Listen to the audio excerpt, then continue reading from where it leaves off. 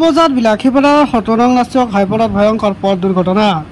যাত্ৰীবাহী আল্ট্ৰা বাছে মহতিয়াই নিলে বাইকসহ আৰোহীক, ফলত তাতে নিহত জহিৰুল ইছলাম। জহিৰুল ইছলাম বিলাসীপাৰা মহাবিদ্যালয়ৰ প্ৰাণী বিজ্ঞান বিভাগৰ সহকাৰী অধ্যাপক আছিল।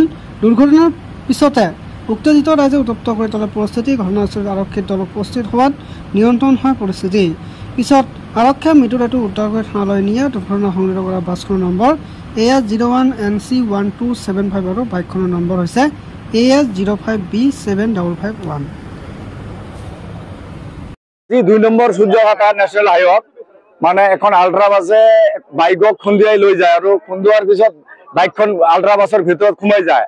সোমোৱাৰ পিছত মানুহজন ডেড হয়। তাৰপিছত মানে ৰাইজৰ মানুহ আহিয়ে গাড়ীখনক ততাততি কৰি উঠাই দি মানুহজনটো ডেড হৈছে এতিয়া। তাৰপিছত আমাৰ ইয়াত মানে এইটো এক্সিডেণ্ট হৈয়ে থাকে, এক সপ্তাহৰ ভিতৰত ২টা-৩টা এক্সিডেণ্ট হৈ থাকে। এই কাৰণত আমি পুলিচক অৱগত কৰাইছিলো যে স্পীড ব্ৰেকাৰ লাগে আমাক। মানে যেতিয়া এক্সিডেণ্ট হয় তেতিয়া ২দিন-এদিন পুলিচৰ মানুহ থাকে, তাৰ পিছদিনা আকৌ নাইকিয়া হৈ যায়। এই কাৰণত আজিও ছেম একে কাহিনী।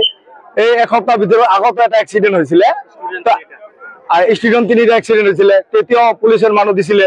এদিন-দুদিন থাকে, তাৰপিছত আকৌ নাথাকে।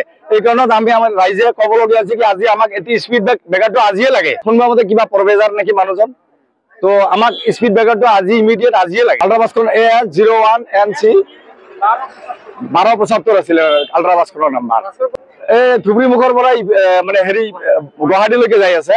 কিন্তু আৰু এটা কথা, আল্ট্ৰা বাছবিলাক ইমান স্পীডত চলায়, আমাৰ পুলিচৰ মানুহবিলাক অলপ ৰখাই ক'ব লাগে। ইহঁতে 100ৰ ওপৰত চলায়। এতিয়া মানুহজনক বিলাসীপাৰা হাস্পতালত লৈ গৈছে।